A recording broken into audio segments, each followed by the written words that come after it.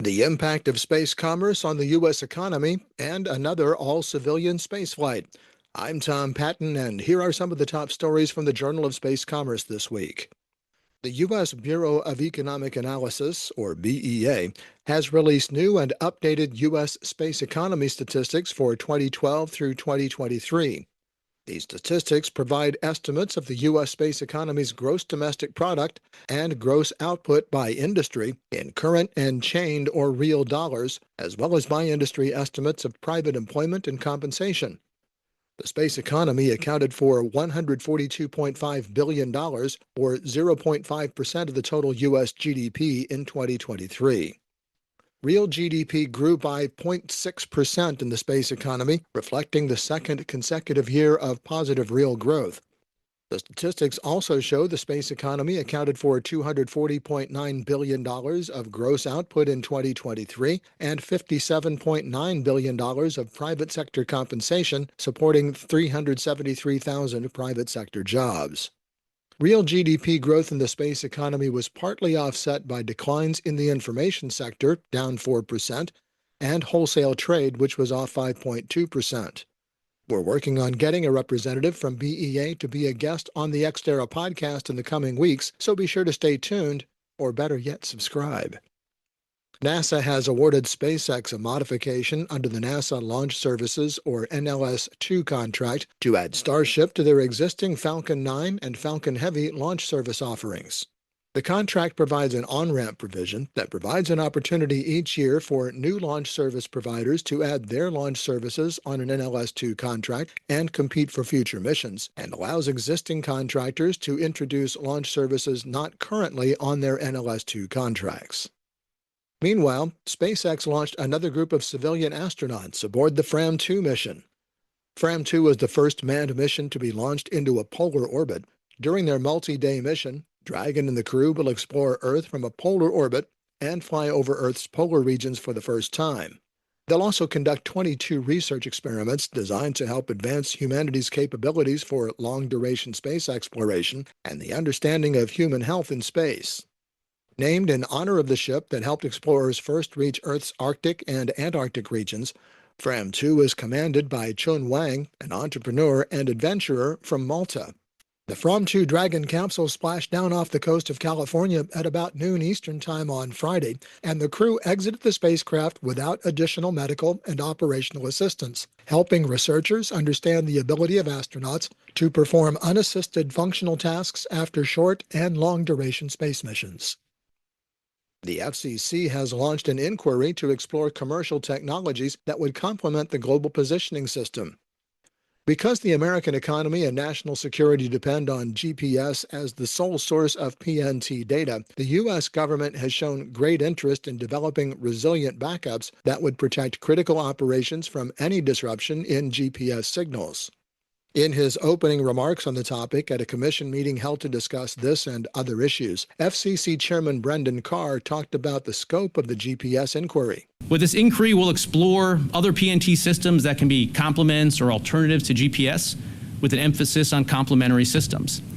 Beyond answering technical questions, we hope this effort will engage stakeholders across government and industry and encourage the development of new PNT technologies and solutions. The Commission intends to build a comprehensive record on what actions it can take to strengthen GPS and promote other PNT technologies.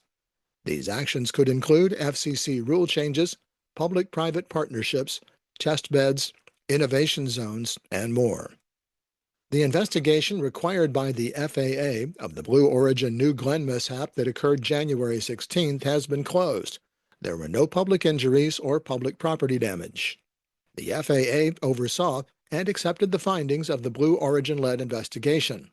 The final mishap report identified the proximate cause of the mishap as an inability of New Glenn's first stage to restart the engines, preventing the re-entry burn from occurring and resulting in the loss of the stage. Blue Origin identified 7 corrective actions to prevent recurrence of the anomaly. The FAA will verify that Blue Origin has implemented corrective actions prior to the launch of the New Glenn 2 mission. But with the conclusion of the investigation, the Blue Origin New Glenn vehicle is authorized to return to flight, provided all other licensing requirements are met. The first commercial space launch from European soil was conducted Sunday by satellite launch services company ISAR Aerospace. And though the flight of the Spectrum rocket was terminated 30 seconds after being launched from Andøya Spaceport in Norway, Daniel Metzler, CEO and co-founder of ISAR Aerospace, said the launch met all the company's goals. We got a clean liftoff. We flew for about 30 seconds. And in the meantime, we did not blow up the pad, which is actually most of what we wanted to achieve.